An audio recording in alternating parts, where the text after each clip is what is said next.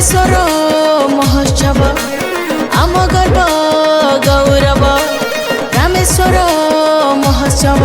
आस आस बोली जीवा भाई रे आस नाचिबा आमे सहे सहे रे एक नंबर रामेश्वर महोत्सव रे